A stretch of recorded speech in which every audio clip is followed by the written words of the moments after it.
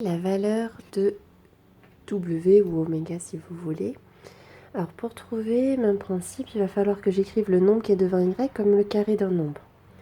Donc là c'est comme si j'avais une fois Y. Du coup maintenant il faut se demander 1 c'est le carré de quel nombre? C'est le carré de 1 parce que 1 au carré ça fait 1. Donc c'est comme si on avait Y seconde plus 1 au carré Y égale 0.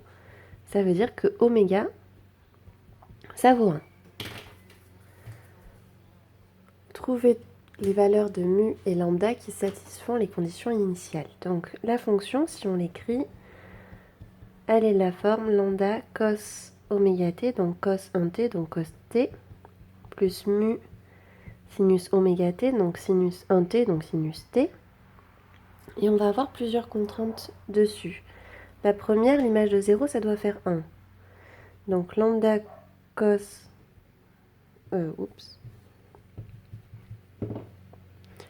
Lambda cos 0 plus mu sinus 0, ça doit être égal à 1.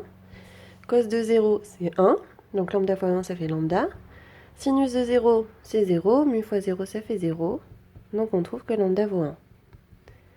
Donc la fonction, je peux remplacer lambda par 1 dans l'expression. 1 fois cos t, ça fait cos t. Donc on a cos t plus mu sinus t.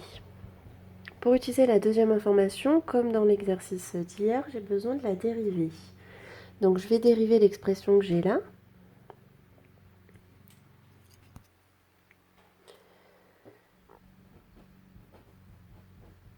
Alors, cosinus, quand on dérive, ça fait moins sinus.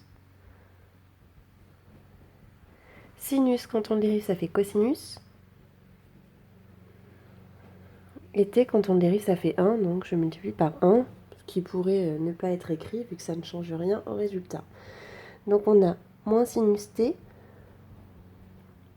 plus mu cos t.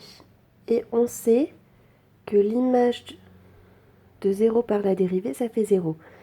Donc c'est-à-dire qu'on sait que moins sinus de 0 plus mu cos de 0, je remplace tous les t par 0, ça doit être égal à 0, ce qui est écrit là. Le sinus de 0, c'est 0. Le cosinus de 0, c'est 1. Donc il reste mu égale 0. Donc la fonction